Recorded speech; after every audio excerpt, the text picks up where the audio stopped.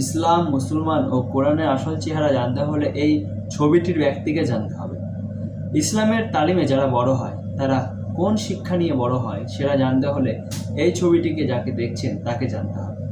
সালটা 1946, 17ই আগস্ট। বাংলাদেশের ঢাকার বাঙালি পরিবারে জন্ম হয় একটি শিশুকন্যা যার নাম রাখা হয় ঝর্ণা। ঝর্ণা বসাক পিতা ছিলেন তখনকার সময় নামকরা ফুটবল রেফারি। বড় ভাই ছিলেন ঢাকার রেডিও স্টেশনের সঙ্গে যুক্ত।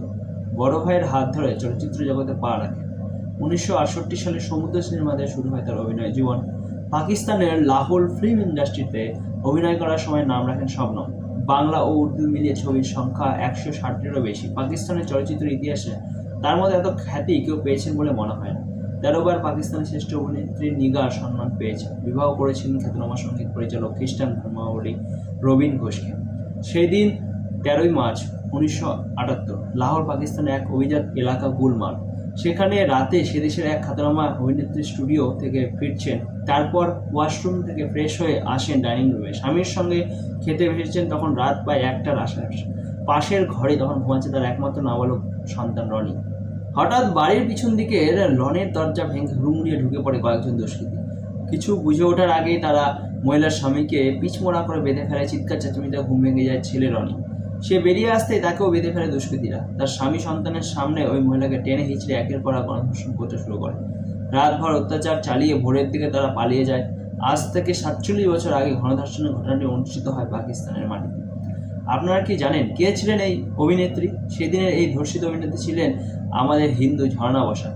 13ই মার্চের সেই বিভৎস ঘটনার অভিনেত্রীর জীবন ও সংসার এক নিমিষে ছারখার হয়ে যায়। প্রায় অধমৃত অবস্থায় বেঁচে থাকেন। ন্যায় বিচারের জন্য তারা লড়াই চালিয়েছিলেন।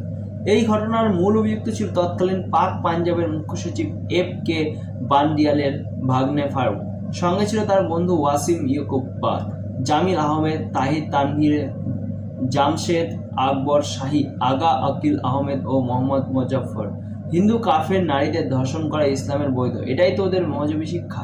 এর বাইরে মুসলমানদের কোনো নিজস্ব শিক্ষা নেই।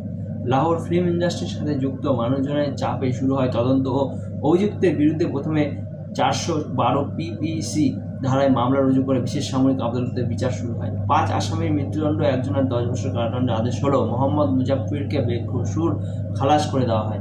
আসামিদের ক্ষমা করে দেওয়ার জন্য শবনম ও তার পরিবারের উপর ক্রমাগত চাপ আসতে থাকে। শেষে পাকিস্তানের তৎকালীন রাষ্ট্রপতি জেনারেল জিয়া-উল হক 5 অভিযুক্তের মৃত্যুদণ্ড রদ করে দেন। এক প্রকার বিচার ব্যবস্থা প্রহসনে পরিণত হয়।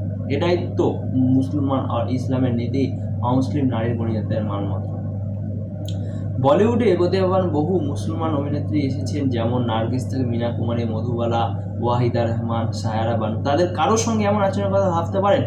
না, পারেন না কোনো ভারতীয় হিন্দু, কারণ হিন্দু নারী পশু নয়, মানুষের জন্ম দেয়।